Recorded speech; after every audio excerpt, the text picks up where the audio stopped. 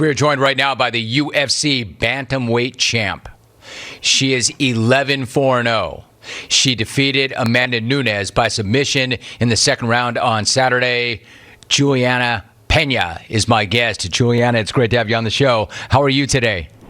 I'm great. Thank you, Jim. Thank you for having me on. I appreciate it. It is such a pleasure to have you on and great to talk to you. Can we jump right to the interview in the cage after the fight? You had a Nate Diaz reference with your shout of, "I'm not surprised, mother bleepers." It was an amazing moment. From the outside, it seemed clear that you were not surprised at all. So what have the last days been like for you as the champ? Oh, man, it's been crazy. I can honestly say that it's pretty surreal. It's a feeling that, at some points I'm like, pinch me. Is this real life? Like, is this real life? Like, I wake up every day like I'm the champ. I'm like, this is so weird. You know, it's really funny because I normally don't like to ask that question. Like, do you ever pinch yourself and say, is it real life? But you actually said it before I could even ask it, and I can understand why. It must be so surreal. Can you take us back, for those who don't really know the background, how did you first get into the sport, and what did you like so much about it? Yeah, so I was just not doing anything after high school. I was working a job at a bowling alley, and I was chubby, and I needed to do something to lose some weight. So my sister had invited me to a women's cardio kickboxing class, and I threw my first punch with Rick Little in Spokane, and he was like, "Where did you learn how to box?" And I said, I didn't learn how to box. And he says, "Well, where'd you learn how to punch?" And I said, you just taught me. Like, I don't. And he was like, "We have a natural here." So I kind of just threw my first punch at 19 years old and haven't looked back since. It's incredible. That is absolutely amazing that you threw your first punch at age 19.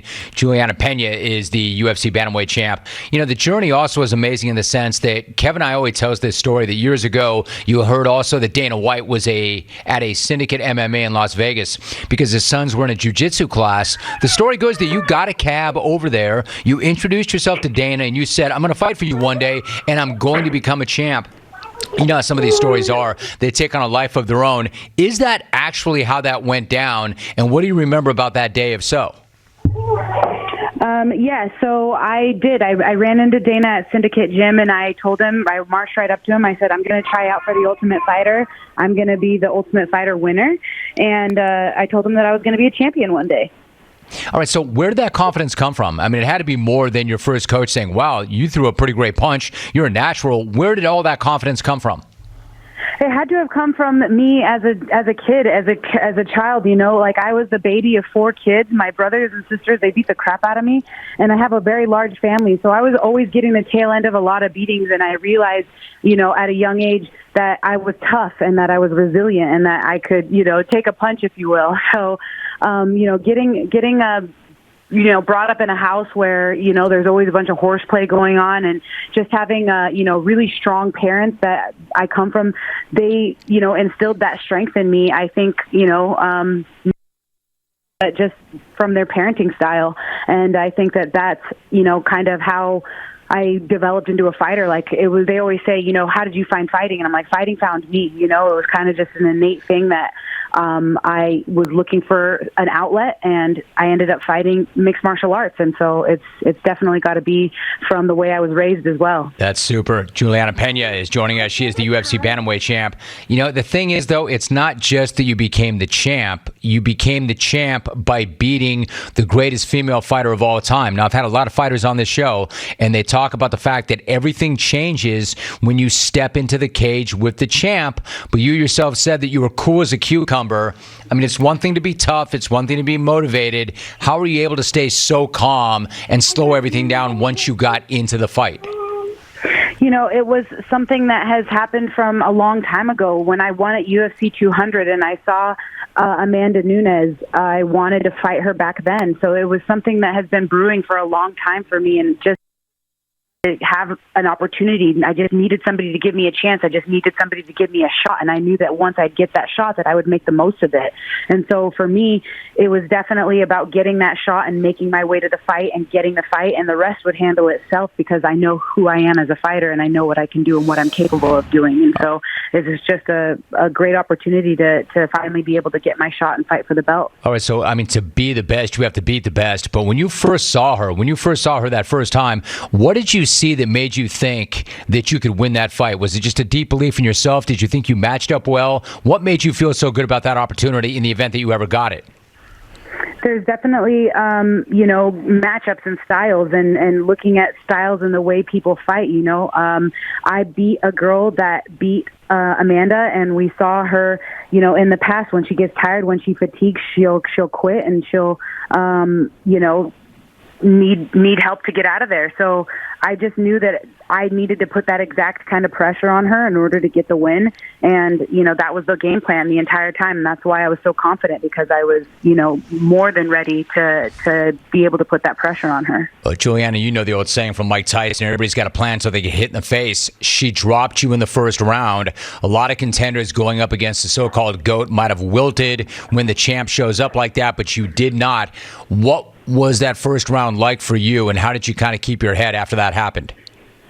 The first round for me was great. When I obviously got, I think, teep kicks down to the floor and lost my balance.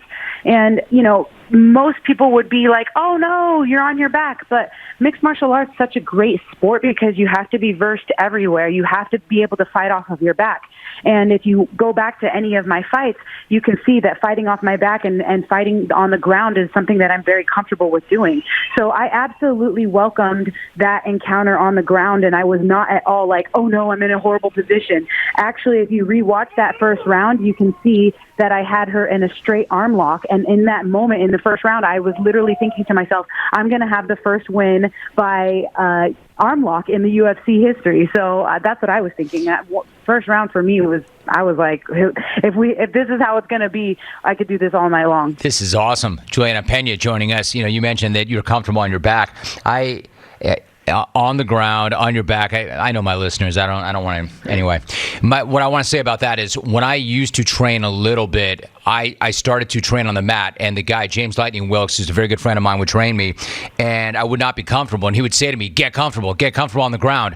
If a fight ever goes to the ground in the street and you're not comfortable on the ground, you will die. And I think that's really important what you just said. You were comfortable when it went to the mat. You didn't panic. And then in the second round, you said, quote, you're on the horse. You don't get bucked off that horse. We could do this all day. I was comfortable. I was ready. I could see the change in her face. What change did you see in her face and in her mood, in her attitude, and her body language overall? I just saw her eyes widen like plates. And I noticed that, I have firepower. I got 2 sledgehammers and one in each fist, so I knew that my punches were hurting her. I could see the look on her face, and I knew that in that moment that I had to press and keep going, because she was doing a little dipsy-doobie, and I was like, all right, I'm getting her. And I could obviously tell from my corners, too, that they were wanting me to put the pressure on as well. So I just saw that change in her face, and I knew that that was time to go. That was the time to finish and to execute.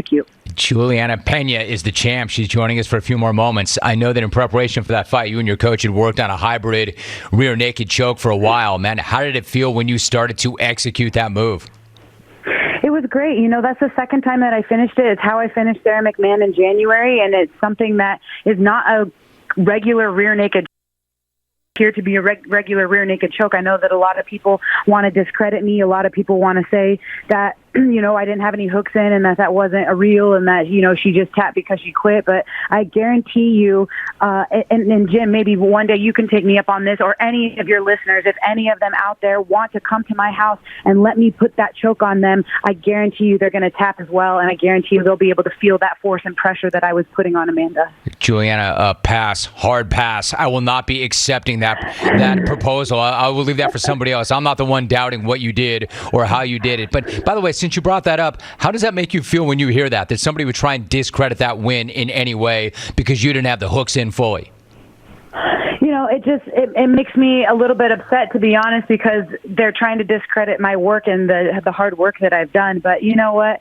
everybody has an opinion. And, if anything, I just want to be able to, take a second to all the trolls out there and just say, please be on my side. Let's go through this journey together. I'm the new UFC Bantamweight World Champion.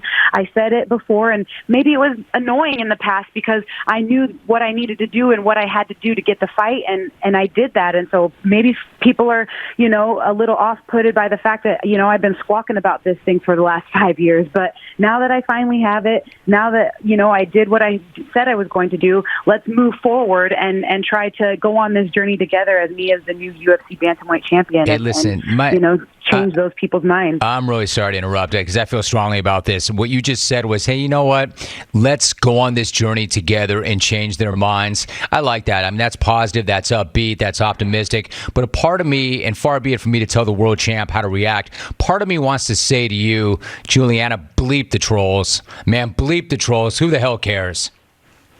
Yeah, it's definitely something that can, get you down. But it's something, like I said, Jim, my career has always been this. My career has always been put in this light as, her not being able to do it and her having to, claw and scratch for every little thing. I've been getting these trolls for many, many years and people saying negative things about me. I've been dealing with that my entire career, So to all those people that have been doubting me and then have been negative, I just want to say, come on, man, just give me a break. Let me have a chance. And now that I have the chance, let me prove it to you that I'm going to be an amazing champion. Yeah, well, tip the bleeping hat. Let me ask you this. After you beat Amanda on Saturday, Dana White said the loss for Nunes derailed a possible mega $1 million fight between Nunes and undefeated free agent fighter Kayla Harrison. Would you be interested in a fight with Harrison? Would that intrigue you? I said this in one of my other interviews. I am pretty sure that Kayla Harrison is, the understudy of Amanda Nunes, and Kayla Harrison has been fighting in these B leagues. I'm fighting the UFC. I'm fighting the top competition. If she wants to come in and make weight and fight in my weight class, I'll welcome that. But right now, my main priority and my main focus is going to be rematching Amanda. All right, so when do you think that might happen, if that does happen? I'm not sure. I haven't talked to the brass, but, I'm sure we'll definitely figure something out later on in the future. Absolutely. Julianna, one last thought. What was it like? I know you had your daughter with you. What was it like to have her in the cage after the fight, and what did it mean to share that moment with her? It was incredible. This is the second time that she's been with me, and it's such an amazing feeling to be able to, show her this and experience these moments with her and things that she'll remember for the rest of her life. So to me, that's the real big win for me, is being able to share it with her and see how happy she was. She told me, Mommy, when I grow up and get older, I want to be a winner just like you. And that right there is what it's all about.